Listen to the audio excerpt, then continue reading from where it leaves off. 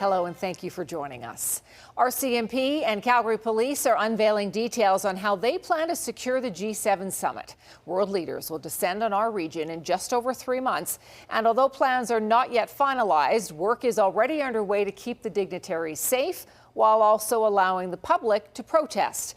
It comes as some Canadian politicians look to disqualify President Trump from even attending. Tyson Fedor reports.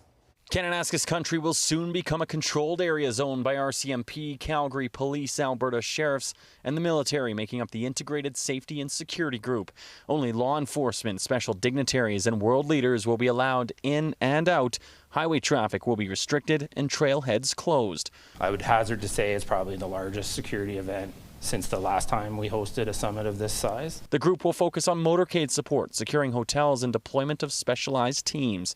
Calgary will serve as a main hub for some meetings, travel to and from the mountains, and protests. We will look to prevent protests from becoming unlawful. That includes blockading highways. Police in Calgary say designated demonstration zones will be set up, pointing to places such as the Harry Hayes Building or City Hall Plaza. Unlike Kananaskis in Calgary, there are no restricted zones that'll be cordoned off for extended periods of time. There will be some around the airport and some other sites, but minimal disruptions there. Police officials say around 10,000 hotel rooms are booked between June 10th and June 18th, with 70 official guests, 2,000 delegates, and 1,400 journalists and thousands of officers. The economic impact is expected to be huge, according to Calgary's Hotel Association.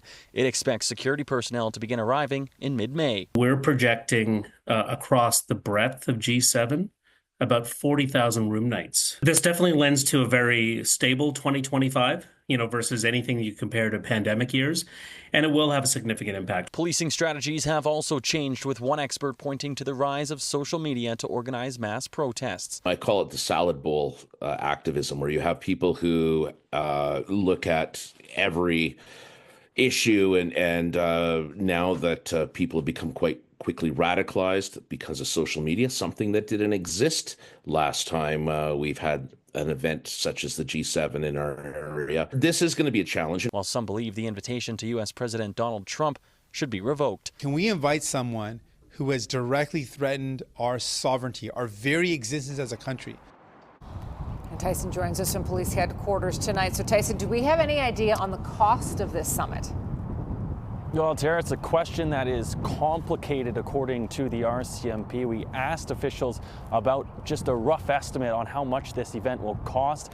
Officials keeping that number quite quiet today, but if you do some comparison, 2002, when the G8 summit was in Kananaskis last, that event cost $300 million. The last time Canada held the G7 summit was 2018, and that was about $600 million. So that doubled from the last time it was here in Alberta. Now, Calgary Police did say today that this summit will not have a negative impact on its policing budget, and that there will be enough officers on the ground here in Calgary to keep up with just daily policing needs. This summit in Kananaskis, Tara, will take place from June 15th to June 17th. Okay, Tyson, thank you.